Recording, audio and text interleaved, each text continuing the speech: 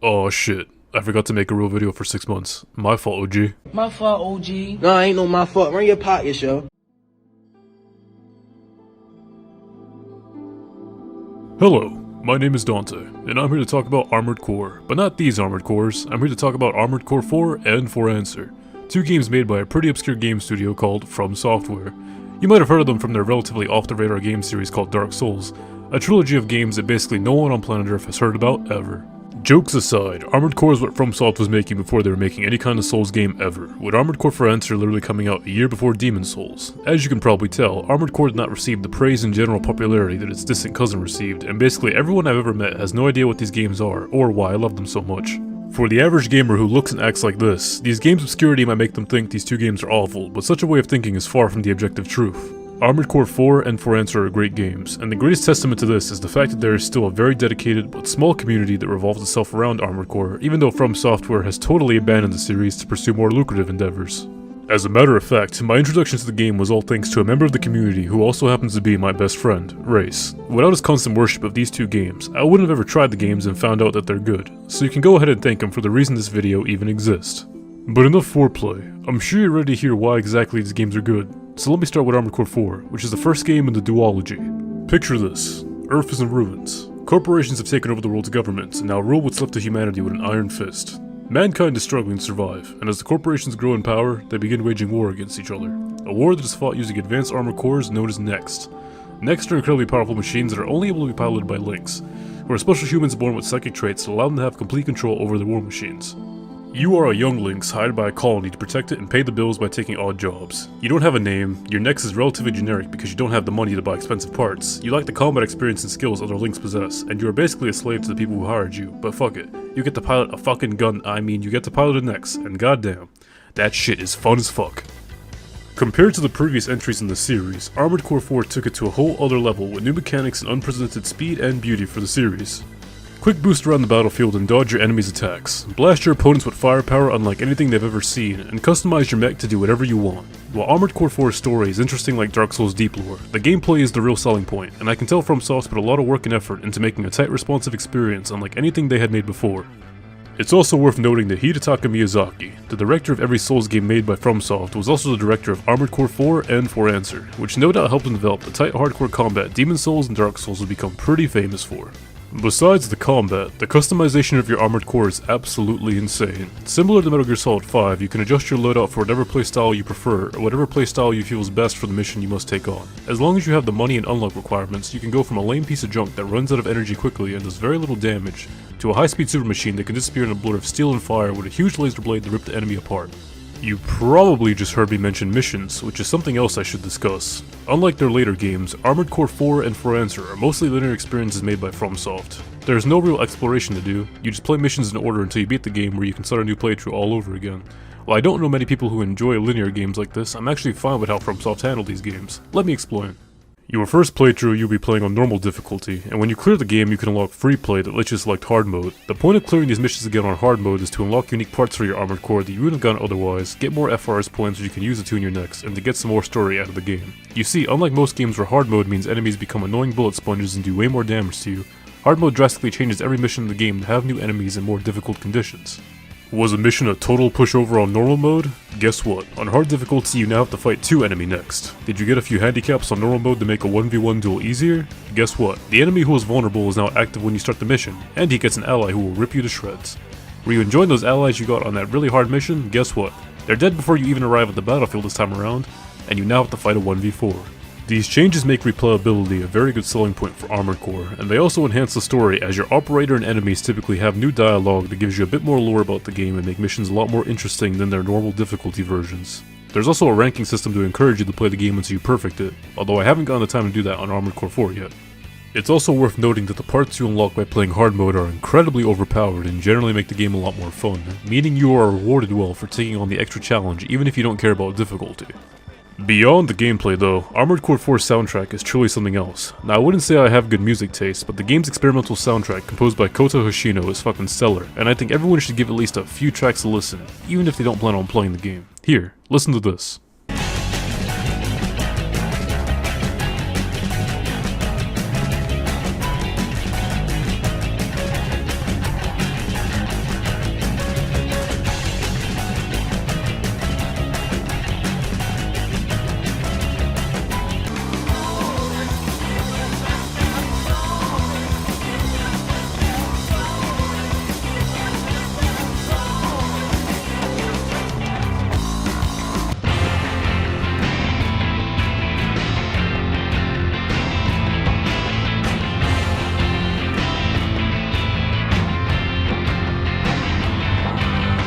Armored Core 4 is a must-play for FromSoft fans and people who like mecha combat. When engaging in gameplay, story, and mechanics unlike other games that are similar, this shit is really good, but the sequel definitely takes it up to the next level.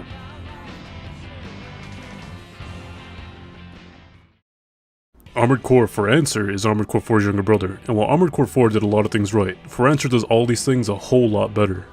Acting as a direct sequel to the previous game, the story continues with a new protagonist. The world has gone to shit, with the technology that was so widespread in Armored Core 4 turning Earth into more of a hostile wasteland because of the constant amounts of radiation the technology spread around the globe. As a result, most of humanity now lives in the clouds, floating in safe ships known as cradles. Despite these new developments, war continues to wage on amongst the corporations from before, who have grown and changed plenty since the last time we saw them. With a demand for war comes a demand for skilled links, and that's where you come in. As a rookie Lynx, you are hired by several corporations to do their dirty work and protect their interests, and eventually, your decisions will determine the fate of the world you live in. Just like before, your Nex is a relatively average piece of shit, but unlike Armored Core 4, your Nex is a lot faster of a piece of shit because of gameplay improvements from the first game in the duology. Before we get to differences in gameplay, I must say that Armored Core 4 Answer's menu is a lot better than Armored Core 4's. Besides how easy it is now to customize your Nex, the aesthetic of the whole thing just looks a lot better, and it really shows that FromSoft wanted to make For Answer a better game instead of just reusing the same goddamn interface from Armored Core 4. This interface is important to keep in mind, because you're going to be spending a lot of time in it thanks to some of the changes brought on by the new game. While the linear mission style of the previous game remains, there are now 3 endings to the game that all require you to select different missions in order to achieve them, so instead of following a straight line, you now have to pay attention to what missions you select throughout your playthrough. I'll make sure to attach a mission diagram in the description so you know which ones to pick to get the ending you want, and how to unlock any missions you missed on your first run through the game. Besides missions to reward you with money, a new feature called Order Matches is now another way to get cold hard cash as long as you have the skills. This feature also existed in Armored Core 4 with the name Simulations, but Order Matches are more clearly presented to you and are a lot easier to progress through on your rise to become the best Nex pilot amongst the ranks of Collard. Moving on to gameplay, Armored Core For Answer has a lot of the same mechanics as Armored Core 4, but it seems that combat has been modified a bit to allow for faster action and even more responsive controls, greatly encouraging the average player to go with a lightweight Nex that can take advantage of the fresh speed. Of course, heavy frames with incredibly heavy weapons are still a good option, and you'll find most explosive and experimental weaponry from the first game hit even harder than they did in Armored Core 4. Emphasis on most weaponry though. Speaking of weaponry, Armored Core For Answer comes with a lot of new toys to play with, from expanded Kojima weapons that absolutely ruin people's days to guns that are honestly just pieces of shit. There's plenty more for you to experiment with when it comes to firepower.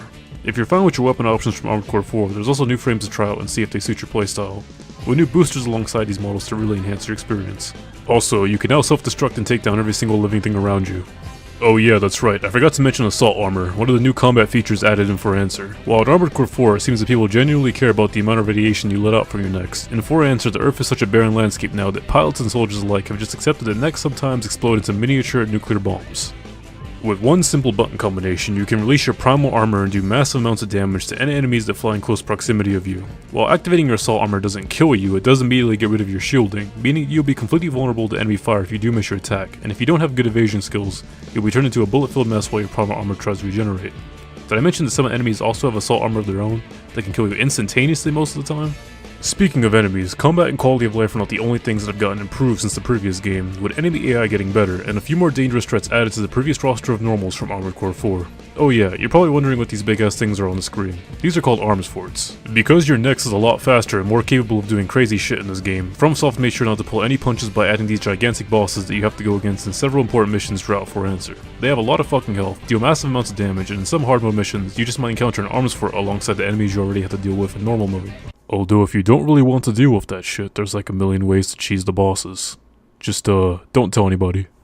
Oh yeah, since I just mentioned difficulty, I should say that Armored Core For Answer has one of the hardest missions in video game history. Occupation of Arteria Carpals is the only mission in the game that cannot be completed with an S rank fairly, on normal or hard difficulty. The only way to get an S rank without feeling horrible is to abuse the enemy AI and use snipers to get them from far away. Which is exactly what I did. Twice. It is because of this mission that I suggest you do the League and Orca path first before you do the Destruction path. Don't be like me and do only one of the endings and then try to do the Destruction path. You will 100% eat shit and die. Other game improvements include more missions having the option for you to have an ally, so long as you're fine with sharing your hard-earned money with another NPC pilot. English voice acting is a lot better this time around, and goddamn, the music is still way too fucking good.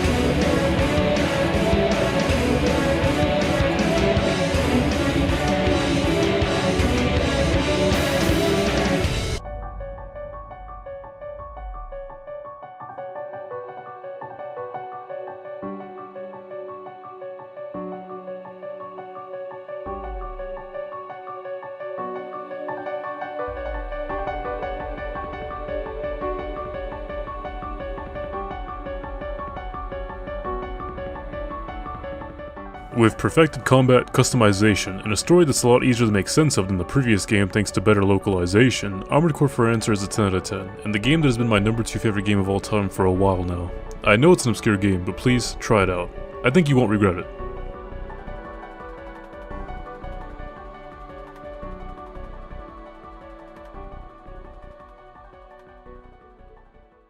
Usually, this will be the part of the video where I round everything off and wrap shit up, but I forgot to tell you something really important, especially if this shitty review did somehow convince you to play these two great games. Armored Core 4 and 4 Answer are locked to the consoles they came out on originally, and there's probably no chance of a PC port coming out anytime soon, but we'll talk more about that in a tiny bit. If you have sharp eyes, you've probably noticed my necks glitching out in Armored Core 4 Answer's gameplay footage, and if you're at least somewhat knowledgeable about emulation, you might know that this is a result of me using Xenia to run Armored Core on my PC. Even though FromSoft has pretty much abandoned Armored Core 4 and 4 Answer, it's still possible to play these games using RPCS3 or Xenia thanks to the wonderful developers for both of these emulators, and the best part is, because of how old these games are, you don't need a super mega ultra beefy PC to play them. Of course, now you have to figure out how to acquire the game, and unfortunately for you, there were not that many copies of these games printed, so you might find yourself paying $100 plus to buy two games that are about 14 years old. This leaves only one option. But I won't say what that option is because I'm a law-abiding citizen and I actually own 4 Answer physically. You can also join my Discord server and I can help you out if you DM me, just don't tell FromSoft. If you are a gamer on a budget and you don't have a lot of time and can't decide between these two games, get 4 Answer and just play 4 whenever you get the chance. 4 Answer's story stands on its own without playing Armored Core 4, and it's just a better game with an easier to handle difficulty for people who aren't too experienced with mecha combat games. And just in case you're still interested in Armored Core 4's story, I've attached a short backstory thing I found on VG, and a link to a channel I discovered recently called Armored Core Lore in the description. Check this guy out. Unlike me, he actually knows what the hell he's talking about. Oh yeah, I also forgot to mention that both these games fully support multiplayer when they came out, and technically they still do if you have Xbox Live or a PS3 with internet, although I don't imagine you'll be finding very many people to play with in the year 2021. That being said, from all the videos I've seen, it seems that Armored Core PvP was something else back in the day. Just take a quick look at this.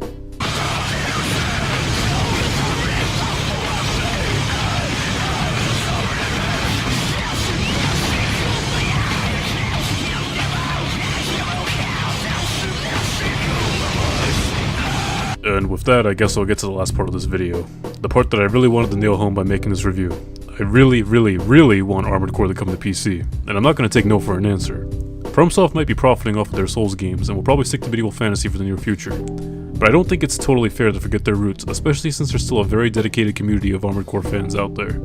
The release of Metal Wolf Chaos XD on PC proved that FromSoft is open to porting their old games, just so long as there is a demand. So I'll go ahead and say that I'm part of the demand for Armored Core on PC. I'm not sure who exactly I'd have to contact to get this message to the big bosses over at FromSoft, but I think I know a good place to start looking. If you're part of the Armored Core community and you're watching this, it's up to us to show that there's still life on the surface of this beautiful and twisted world. Keep piloting your next, keep making content, keep making shitposts on VG, and keep trying to convince people to try 4 Answer at least. My hope is that someday I'll get to play Armored Core on Steam, and I can tell everyone who fights me in PvP that they're a fucking casual after I slice them in half with a blader next to moves like Sonic across the battlefield. For now though, I guess Xenia will have to do. Anyways, this is Rank 1 Dante signing off. See you next time when I make a better video than this. Hopefully.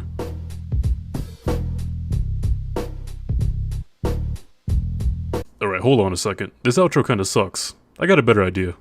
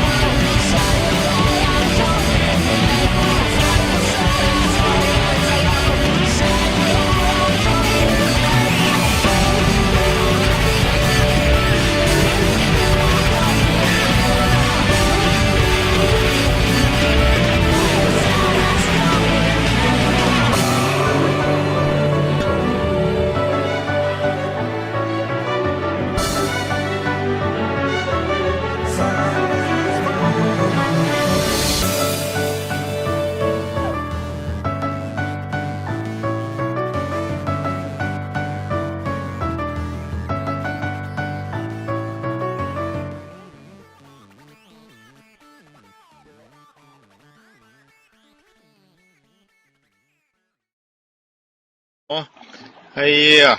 Tá bom, chega. Você vai